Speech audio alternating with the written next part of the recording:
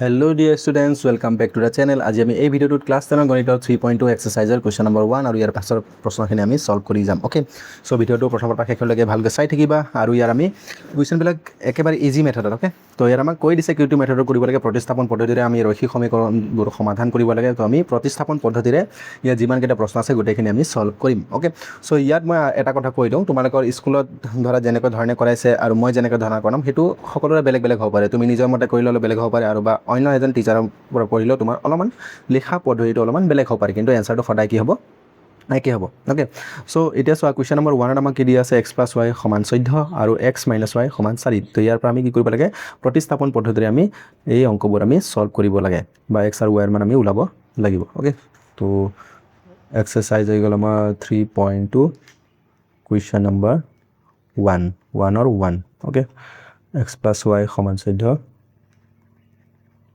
ধৰা এইটো মই 1 নম্বৰ নাম ললোঁ, x - y = 4,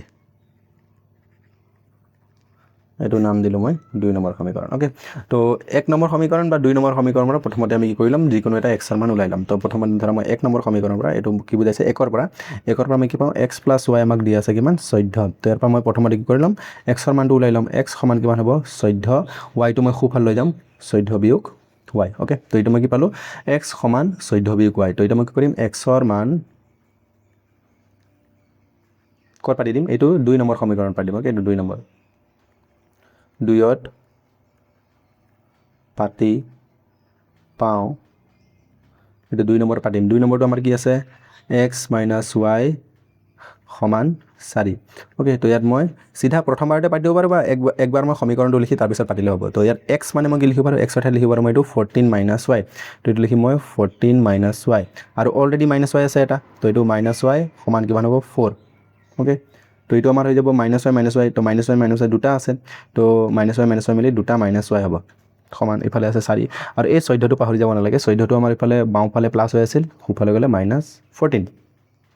তো ইয়াত হ'ব আমাৰ -2y টো -2y লিখিম সমান, ইফালে এটা যোগ আৰু এটা বিয়োগ থাকিলে সদায় কি কৰিব লাগে, বিয়োগ। 14ৰ পৰা 4 গ'লে কিমান থাকিব 10, যিহেতু বিয়োগত থকা সংখ্যাটো ডাঙৰ আছিল সেইকাৰণে বিয়োগ চিনটো থাকি যাব। তো দুই ফালৰ মই বিয়োগ চিনটো কি কৰি দিব পাৰোঁ, কাটি দিব পাৰোঁ।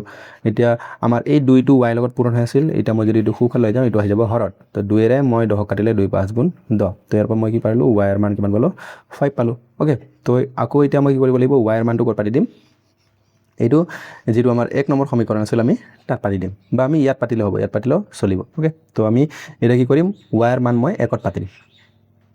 তো ইয়াত তাৰ তলত লিখিবা, ইয়াৰ তলত মোৰ এতিয়া ঠাই নাই সেইকাৰণে মই এইফালে ছাইডত লিখি আছোঁ, এইফালে y ৰ মান 1ত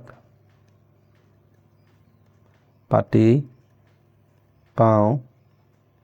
যদি y ৰ মান মই 1ত পাতি দিওঁ, 1 নম্বৰটো কি আছিল, এইটো এবাৰ মই লিখি লওঁ, x + y = 14, x + y সমান কি আছিল 14। এতিয়া y ৰ মান কিমান পালোঁ আমি 5, তো y ৰ মানটো ইয়াত মই এতিয়া কিমান পাতিম 5।